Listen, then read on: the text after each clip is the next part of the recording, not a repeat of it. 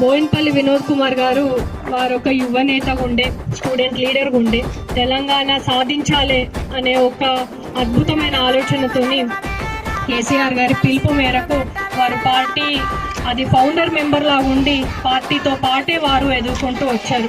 వారు ఎప్పుడు అంటారు, అసలు అంటే మీకు గెలవడం అనేది ఇంత కష్టం ఎందుకైతుంది, మీరు ఇంతగానం పనిచేస్తారు కదా అంటే, మేము అసలు పార్టీ పెట్టినప్పుడు ఎంపీ అవుతామనో ఎమ్మెల్యే అవుతామనో ఏదైతామని మాకేం తెలియదు, మాకు తెలంగాణ రావాలి, అది మాత్రమే మాకున్న ఆలోచన. మేము పదవుల కోసం కాదు తెలంగాణ కోసం కొట్లాడతామని మాట్లాడే మనిషి. ఇది వరకు వారు పార్లమెంట్ లో గర్జిస్తే వారు ఎంపీగా ఉన్నప్పుడు 540 పార్లమెంటేరియన్స్ లో 2వ స్థానం వారిది. 500కు పైగా ప్రశ్నలు అడిగినారు, 106 డిస్కషన్స్ లో పార్టిసిపేట్ చేసిండ్రు. ఇంత మంచి నాయకుడు, గర్జించే నాయకుడు ఉండాలి. కేసీఆర్ అనే 3 అక్షరాలంటే అది టోటల్ తెలంగాణ రక్తం, టోటల్ తెలంగాణ చెమట తప్ప కేసీఆర్ అనేది ఒక మనిషి కాదు, అదొక తెలంగాణ